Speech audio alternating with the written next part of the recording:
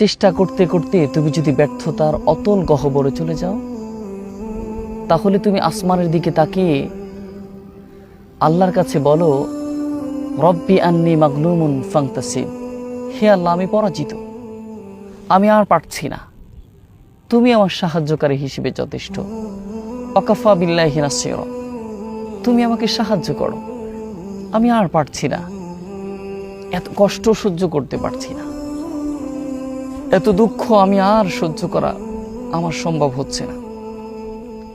তুমি যদি আমার সাহায্য করো, তাহলে আমি পথটা পেরিয়ে আমার আলোর পথটা দেখতে পাবো বা শান্তির পথে নিমজ্জিত হব।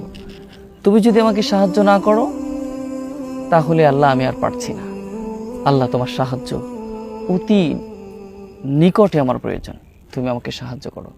দেখবে আল্লাহ সমস্ত কষ্ট মলিন করে দিয়ে তোমাকে সাহায্য করবে। কারণ আল্লাহ বলছেন, যখন আমার কোনো বান্দা পেরে ওঠে না, তখন আমি তার পাশে যেয়ে দাঁড়াই। সেজন্য আল্লাহর কাছে বলে একটু ধৈর্য ধরে তোমাকে বসে থাকতে হবে। নিশ্চয় আল্লাহ আমাদের সাথে আছেন।